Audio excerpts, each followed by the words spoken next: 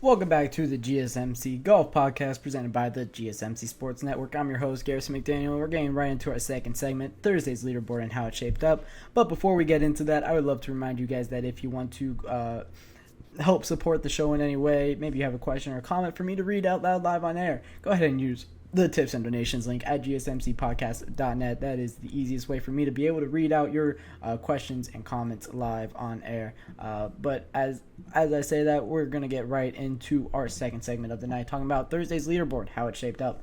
The player that has the 18-hole lead is David Skins, the England national. He finished his round with an 62, played fantastic. He has not a single eagle, but he played very well on the par threes today. 8 under 62, very, very impressive round of golf. Going through a couple of his birdies, he starts on the back nine today, and he gets 3 birdies on a very difficult back nine. First one, the trend with him that you'll notice is he just landed in fairways all day.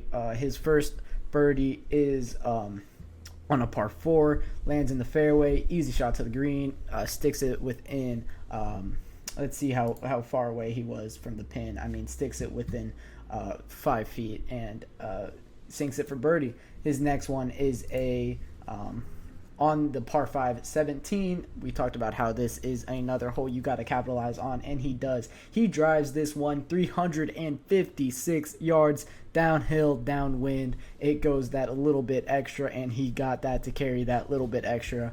356 yards is so impressive from David Skins, and he does birdie 17. He gets on the green basically in 2, gets a chip up and down for 4, and then par 4, 18. That is tied for the third hardest hole on the golf course. He is able to birdie as well, capitalizing on difficult holes. And then he springs on the front 9, or his back 9. Birdie on 1, great shots into the green. Birdie on 3. That's a par 4 as well. Birdie on 4. We talked about how they had to have 4, and he absolutely does.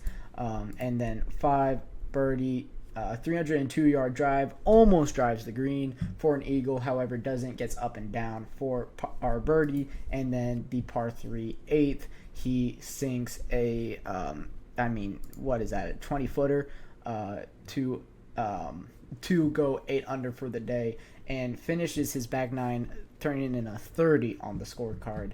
Very, very impressive round from David Skins, who is really coming out of nowhere for this tournament. We kind of see that from the RBC Canadian. He has not a single career win on the PGA Tour. He has been playing on the tour since 2022. He is 42 years old, David Skins, currently 144th in the official World Golf Rankings. So very much coming out of nowhere.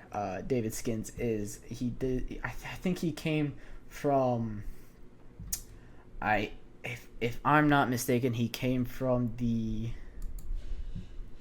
British Tour, the British Tour, if I'm not mistaken, but I could be wrong there. David Skins is your 18-hole leader at the RBC Canadian Open. And then a little bit down, I'm not going to go through the scorecard for every one of these guys, but you have 2 tied, Sean O'Hare, Sam Burns tied for second. Sam Burns played fantastic. Of course, the 5-time winner on the tour. He has 4 top 10s this year alone. Hasn't been able to win any, but has been amazing this year. The LSU graduate has played some very, very good golf this year in 2021 and 2022. That was when he really burst onto the scene, winning a few tournaments in Texas, and then he just has been playing very good golf this entire season. He has really been remarkable putting, 51st on the tour in putting, but that is well above average. Approaching the green, he's been pretty good. Off the tee, he's been about 40. So Sam Burns, this is coming for him, and he finally is able to break through. Gets a 7 under, 63, and now he can definitely take this one. Sam Burns is plus 400 to win now. So we'll see how that one shapes up for Sam Burns, who is 38th in the FedEx Cup. Getting in the top 5 of this tournament will put him around 20th of the FedEx Cup, so safely in that Tour Championship that you get from the top 30. That's definitely what he will be playing for. Bobby McIntyre is 4th, the Scottish national, played very well on the back nine. 4 birdies on the back nine. A bogey-free card for him is very impressive. 6 under. Robert McIntyre, Ryan Palmer goes 5 under. He is your solo 5th. And then we have the field basically behind from 4 under to 2 under. You have about 29 guys, including 4 Canadians that are in this mix. The most notable name in this mix, of course, being Rory McIlroy, the only player in the official World Golf Ranking top 10 to be playing this event. We will be talking about that in the third segment, giving you guys my thoughts on that. But he is tied for 6th after 18 holes. Projected to still win this one. He's plus 280, still the favorite after a 66 opening round. Played very good golf today. Just plays a very safe. This is what I expect to see these scorecards looking like. Not all of them have shaped out this way, but Rory McIlroy's does. Very safe back nine, which was his front nine today. He plays 10 through 18 first today. Just goes even, bogey-free pars the entire time. And then 4 birdies on the front nine, puts him at a 66 on the day. On the drivable par 4s, which one was the drivable par 4? Now I gotta take a look at it. I believe it was 12. No, it was. I forget which one was the drivable par 4. But he birdies it. Yes, there it is. It's number 5, the 324 par 4. I found it eventually. He gets very close to the green, gets it to the bunker on the green side, and then goes up and down for a birdie. Plays very well on that hole. That's the one I'm going to be looking for Rory McIlroy to really make a statement on. He loves drivable greens. He goes for it every time. This guy has one of the most electric drivers on the tour, probably the most electric driver on the tour. So when it comes down to Rory McIlroy and drivable par 4s, you're gonna bet he will be there. So gets a birdie on this one. I'd be shocked if he doesn't get at least an eagle, I'd be shocked if he doesn't get an eagle on that hole throughout the weekend. So he finishes tied for 6th. Andrew Novak is another big name there. Joel Damon finished tied for 12th. Mac Maynard is in that list. And then I'm going to talk about some of the Canadians that played some good golf. And Nick Taylor, your former winner here.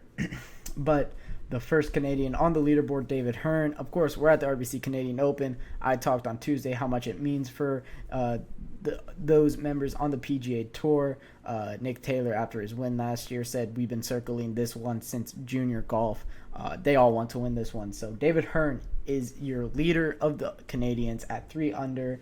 Tied with him, actually not tied with him, he's the only one 3 under. Right behind is Mike Ware, the known winner on the PGA Tour. He has 8 career wins.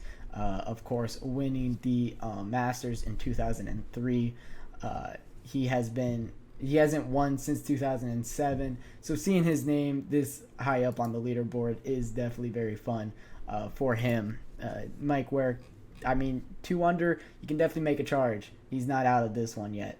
The next Canadian is Cam Kellett. He is at 2 under as well. Ben Silverman, Taylor Pendrith, who won the CJ Cup, Byron Nelson a few weeks ago, is 1 under. Mackenzie Hughes as well, 1 under. Corey Connors, 1 under. The known winner on PGA Tour. Corey Connors, of course, has 2 career wins on the tour since joining it in 2015 from Kent State University. You also have Nick Taylor, the reigning champion, who did not have a great day, but last year he opened the tournament at 75, so he's definitely not out of it. He's shown that he can definitely come back, especially when it's talking about this tournament. He played fantastic on that Sunday, and I'd be shocked to see him not repeat that, really. Nick Taylor, 2 over, 72. So how this leaderboard shaped out is basically you have the guys that are well and above the lead here. You have David Skin, Sean O'Hare, Sam Burns, Bobby McIntyre. Those guys 8 through 6 under, and then the rest of the pack kind of behind. Ryan Palmer, the solo 5 under guy, he shot a 65 on his opening round. And then beyond that, you have the field basically with Rory McIlroy at the top of. Rory McIlroy definitely still the favorite here. We're going to be talking about him in the fifth segment, how well he can play on any given day, and he is just consistently extremely good, at these easier golf courses. We talked about how there are a lot of long holes, and those favor him as well. It is, Rory McIlroy's specialties, the driver, and the fairway woods. So he feels very comfortable on this course. This is a course that he won on in 2019, so we will see how that shapes up for him.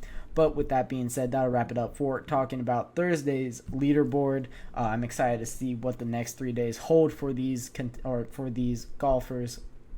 When I come back, I'm going to talk about the short field at the RBC Canadian Open, as it feels like it's been a while since we've had kind of the big guns not at a non-major. I'm excited for next week, and that's what we'll be talking about when I come back from my second break.